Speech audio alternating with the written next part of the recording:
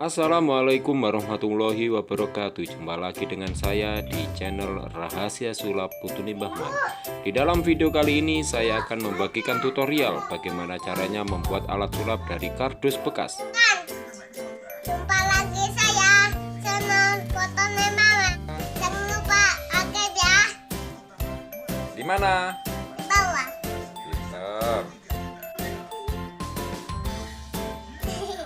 Saya main sulap. Uang.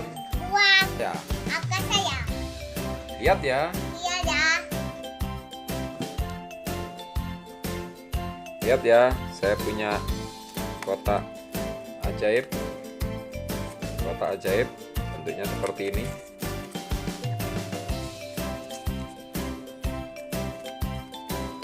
Saya punya kotak ajaib bentuknya seperti ini. Buka. Isi duit. Lihat ya, isi duit ya. Kosong kan? Kosong, gak ada isinya. Saya isi duit ya. Ada duitnya, berapa duitnya?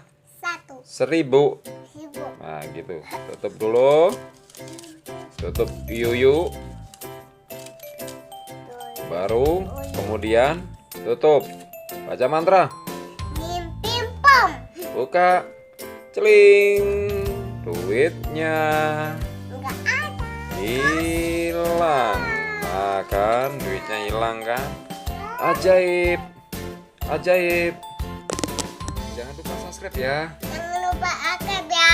Terima kasih. Makasih. Dadah. Dadah.